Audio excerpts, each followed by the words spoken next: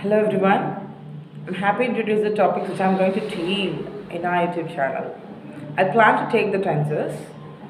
Why the tenses is very important in the sense the language what we speak out of 100 sentences we speak in English, 70 to 90% will be using the tenses.